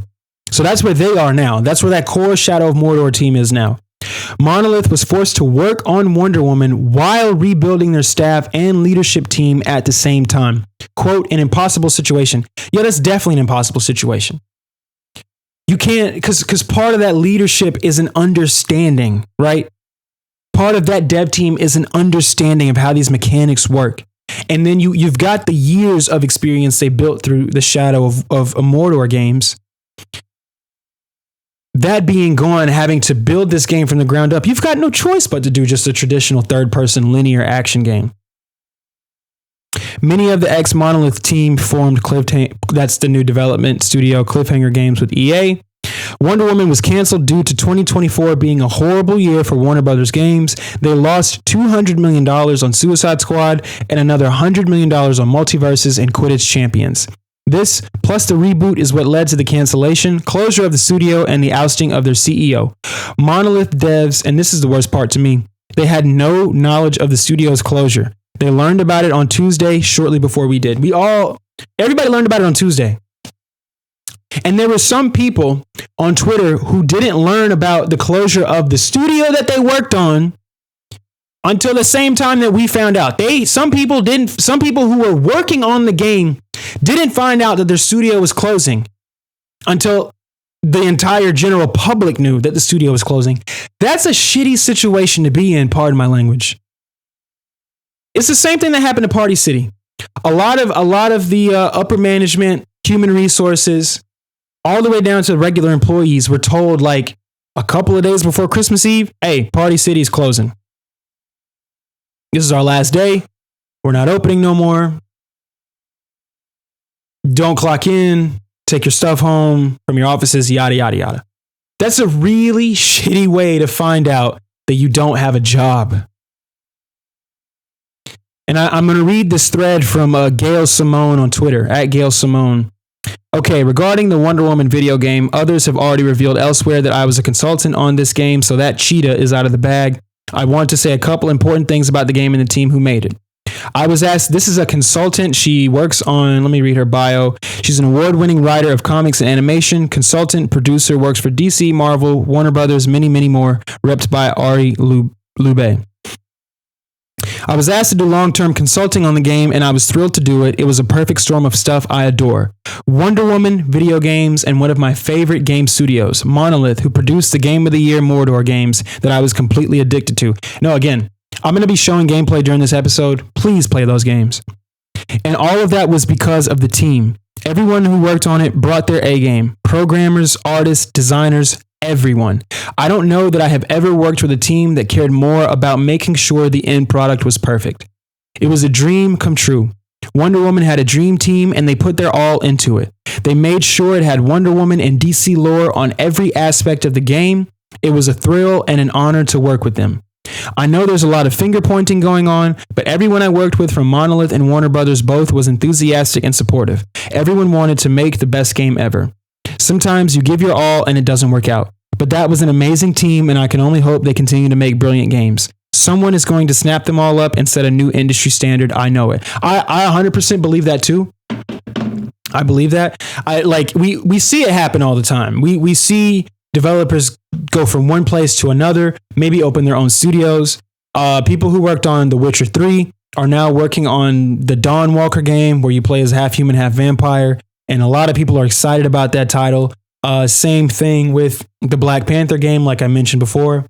Same thing with the Marvel 1943 game. There's a lot of people who don't even believe that game is coming out because the trailer that was released was said to be in-engine footage and it just looked way too good to be true. It looked like straight CG and the trailer came out in 2023. So I pray to God that's not another Wonder Woman situation because I think Black Panther and Captain America teaming up in 1943 against Nazi Hydra is super dope. But in the current political climate we live in, I don't even know what that looks like. So, but yeah, that really sucks, man. That really sucks. Again, I pray you guys land on your feet and are able to find new work. But I think, I don't know what it's going to take for these executives at the very top of these companies Because I'm not mad at non-gamers running businesses. You need somebody with a business mind to understand the numbers. But these business minds have to be able to work well with these creative minds, and they've got to be able to meet in the middle. How can we create a product that everyone respects, but that we can also turn a profit on? That's not a bad question to ask. But I think chasing trends is the wrong thing to do. Yes, 40% of time is spent on live service titles, but you're not Fortnite. You're not Warzone. Epic Games has decades worth of talent under their roof. Activision has decades worth of goodwill with the Call of Duty name. Why are you throwing $150, $200 million at a Suicide Squad live service game? It doesn't make any sense. Why are you developing Gotham Knights, which to me is a good idea? And somebody literally told me 2 or 3 days ago I should pick that game up. And I know the reviews were very middling when that game came out. They were like 5 to 8 on average. I'm sure the Metascore on that game isn't the highest. It's probably in the 60s if I had to guess, maybe the low 70s. But why do you think that you can develop a live service title with the same budget as these other ones that are massive, and also think you can cover the cost because they're live service, so they have to live? That's the first word of the genre is live. It's ongoing. I just don't understand. You own DC. Why don't we have a single player Flash game? Everybody keeps making the excuse that why we don't have a Superman game is because he's overpowered and it's very difficult to figure out a way to develop a game around who he is as a character. I get that, but that Superman game from Superman Returns, that game was kind of fire. The city had a health bar, not Superman. So you just gotta take care of the asteroids in the sky that are raining down, and you gotta go take care of the robots on the other side of the city that might be terrorizing where they are. That's a great idea. I don't understand why you don't just take that and make it better, but whatever. I don't know how to develop a game. But you've got this plethora. Why look at Batman, the Arkham trilogy and its prequel and say, let's never do that again. Let's never make an action adventure single player title again that I'm sure they've made hundreds of millions, if not a couple $1 billion off of. Maybe not that much. Maybe they made $1 billion, but how do you make that much money hand over fist and just not keep doing that? Days Gone is a $60 million game. I would be curious to know how much Shadow of Mordor costs. I know that the cost of games is ballooning and it's growing quarter over quarter, year over year. I just don't understand why you can't make a $50 million single player title and not expect to recoup that money. The problem is, you're trying to maximize your profits. And these executives believe that the best way to maximize their profits is to do so by creating live service where you'll buy skins and map packs and yada, yada, yada.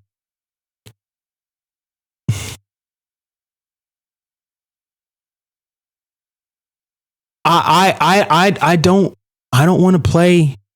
The people who know the lore of DC, they don't want to play live service titles for that IP.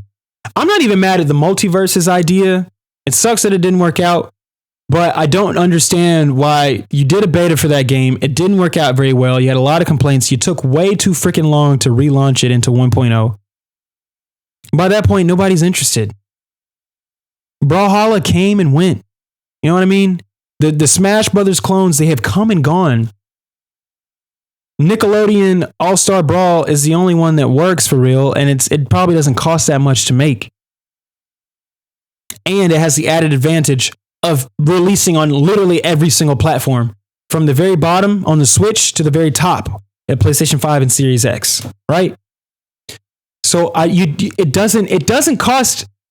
You don't need $100 million to make a single player game, but you do need $100 million when you're trying to make a AAA or 4A now live service title. and you need tens of millions of dollars after to keep these games afloat and continue to create engaging content. And it is just way too difficult when you're competing with Grand Theft Auto Online, when you're competing with Fortnite, when you're competing with Warzone, when you're competing with Apex Legends. There's a reason we're not getting Titanfall 3 in a long time. It's going to be a hot minute before we do. And it's because Apex Legends is just a success. And I out of all of those three, I don't mind playing Apex Legends because the Titanfall shooting is great, and it's the same shooting DNA. So I'm not mad at that. I would love Titanfall 3 though. Oh my God, I would love it. But you can't all have the market share. There's only so much market. There's only so many people playing games, and they don't want and every game can't be live service. They just can't. It came out that like it wasn't Sony forcing Naughty Dog to make The Last of Us Online. That was something they wanted to do.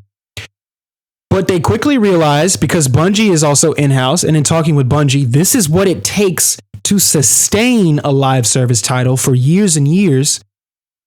And they realized, oh, if we do this, we can't do what we do best, which is single-player, story-driven action games. They literally said we had to choose between The Last of Us Online and Intergalactic, the Heretic Prophet. They're going to do what they do best. And we're getting Intergalactic. And I'm glad for it. The Last of Us Online could have been really cool. Shuhei Yoshida, I think in an interview with Kinda Funny, I think that was who he was interviewed by, where he said he played The Last of Us Online. He thought it was really cool and was going to be really good.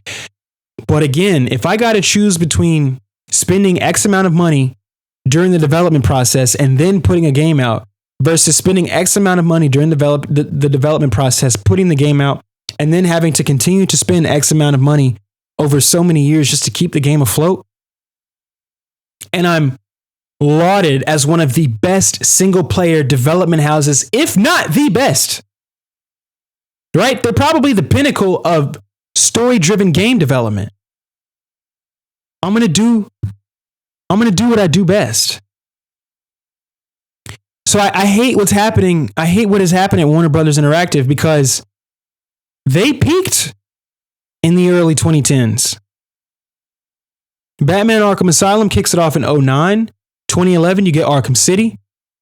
And they wait a little bit. We get Batman Arkham Knight in 2015. They published The Witcher 2 on consoles and The Witcher 3.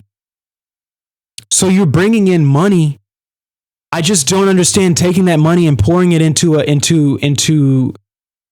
a type of game that you have no experience making, and asking your best and brightest, who again, it's not like Rocksteady's up there with Naughty Dog.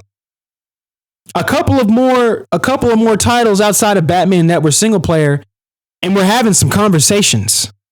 Shout out to Sefton Hill. So taking your best and brightest that do this and saying, go and do that, something you're not experienced with, and take a property that we don't even have the greatest cachet with, and that be your, I don't understand it. I don't understand it because I play video games.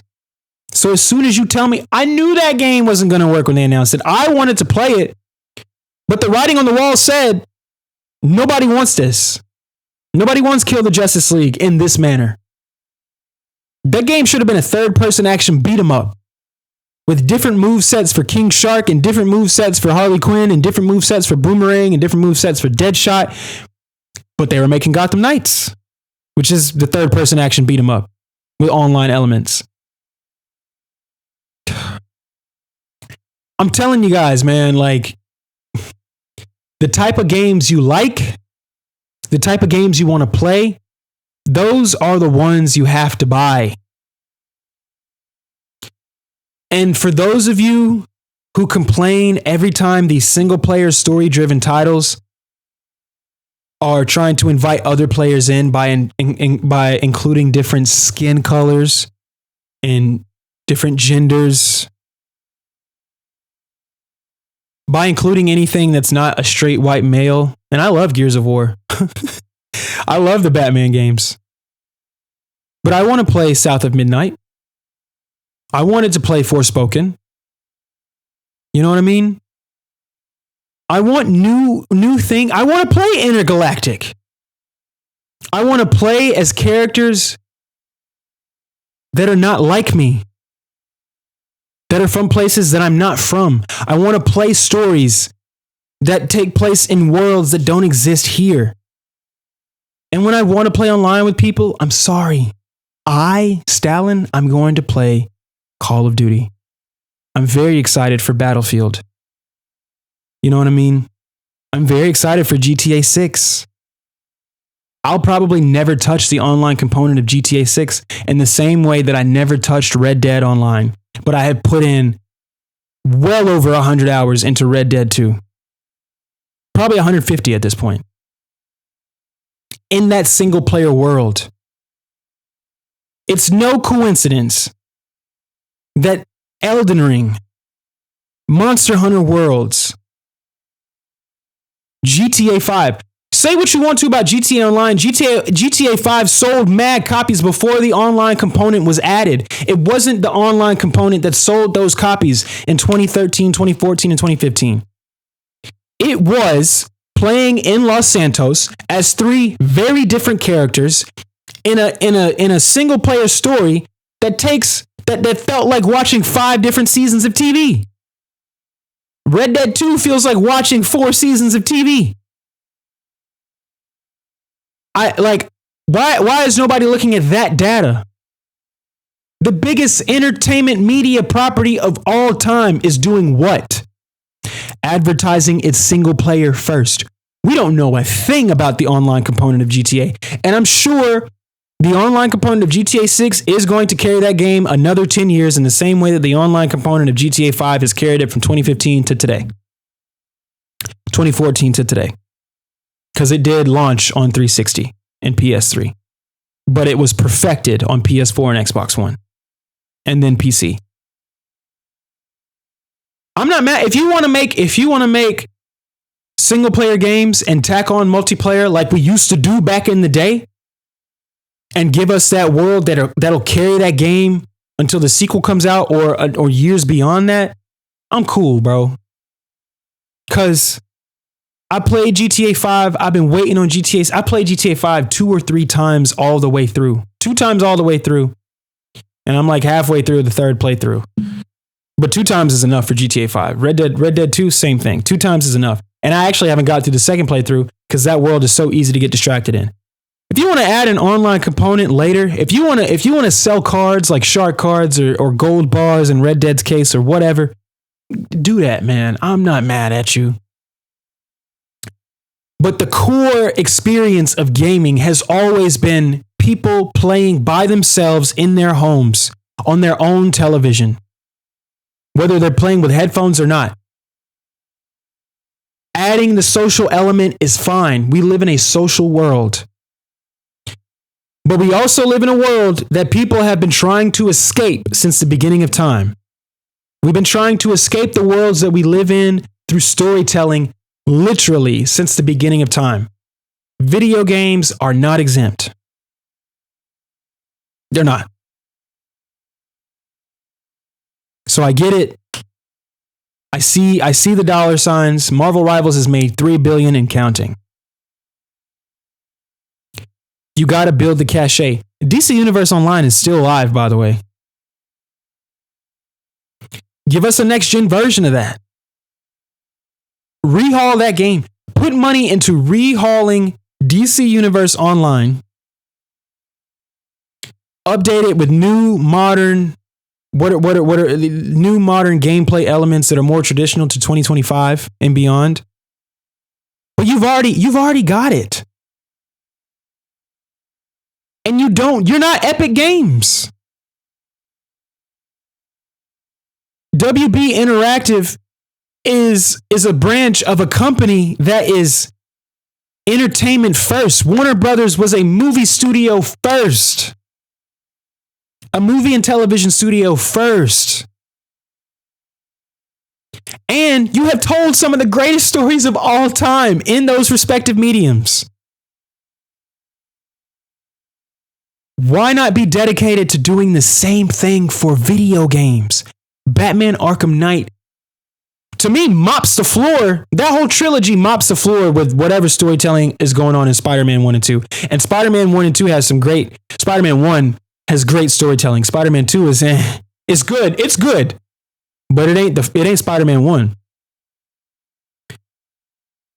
And the story you're trying to tell in the Suicide Squad game would have been great, but you put that live service. That's the riskiest tag you could put on a video game today, especially when you have a deep 30,000 feet deep pool of stories to pull from.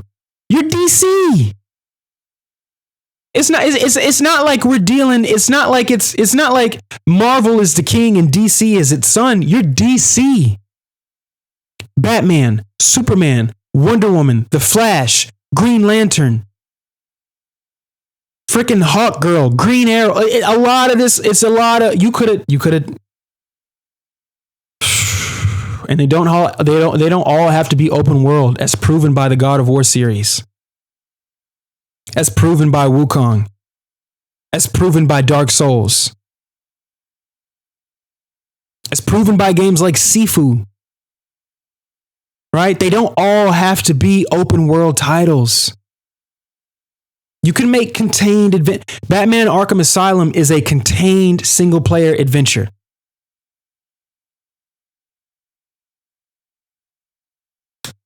So, this is what happens. Monolith closing, Player First Games closing. They're the studio that gave us Multiverses. This is what happens when your corporate overlords get way too freaking greedy, bro. This is what happens. It's going to take them years to recover. And because of like tax loopholes and all that, it's the same reason that Warner Brothers Discovery canceled certain movies and use them as tax write-offs to save themselves money, because they're very close. They are always towing the line of going under because they make poor decisions. When William Shakespeare opened the Globe Theater, it was about telling stories, bro. It wasn't about figuring out a way to maximize revenue. People were going to come. They were going to come to watch and hear these stories. The same approach has to be taken with video games. There's a reason Wukong was won the Player Choice Awards at several outlets. That was a team dedicated to doing the story of Journey to the West a great service. They wanted to push it forward, bring it into the mainstream, bring it into modern day. That's why it's not a one-for-one adaptation of the story, but a continuation. That's why it's called Black Myth. But it's still an honorable attempt at adapting literally one of the greatest stories ever told in the history of mankind. And it has resonated with 20 million gamers across the planet. Yes, the majority of them are in China, but I have talked to mad people, white, black, Hispanic, male, female, that love Black Myth Wukong. People of all races, colors, and creed love the Witcher series. They love Elder Scrolls. They love Elden Ring. I like what Elden Ring is doing. We gave you one of the most successful single-player games of all time. Now we'll give you a multiplayer game for less money. That's what, like a $40, $50 game? Night Rain? Why does nobody look at Nintendo and see what they do with their characters? When has Nintendo tried to give you a live service game to compete? They have their own ecosystem. They don't have to do what Xbox is doing and put Zelda on PlayStation. Put Mario on Xbox. It's the reverse. It's people talk about, how do we get Astro Bot on Switch? How do we get Assassin's Creed on Switch so we can maximize our sales? They have never had to do that because they have always remembered games are about fun at the end of the day. And when they're about community, they're about the community that can sit on your couch. Mario Kart, Smash Brothers, Mario Party. And for the people that want to play by themselves, Breath of the Wild, Tears of the Kingdom, Captain Toad Treasure Tracker, Princess Peach Showtime, Yoshi's Woolly World, or whatever that's called. These executives don't understand. The executives at Nintendo are gamers. That's the difference. They play games. When was the last time you saw the head of Warner Brothers Interactive playing a game? That's why I like Phil Spencer. Phil Spencer plays games. He just works for one of the biggest corporations in the world, and he has to make really tough decisions. That's why I'll never be hard on him. Because Game Pass is one of the most player-friendly things that exists in gaming today. They keep the players in mind first. That's not really a revenue-minded, even though we know that subscription-based models generate more revenue. They give players options. You got the entire EA catalog, the entire Bethesda catalog, the entire Microsoft Xbox Studios catalog. Forza Horizon. You guys say that Game Pass doesn't work. Forza Horizon 5 is one of the most successful games of all time. But who am I? I'm just a working class gamer, right? I don't know what I'm talking about.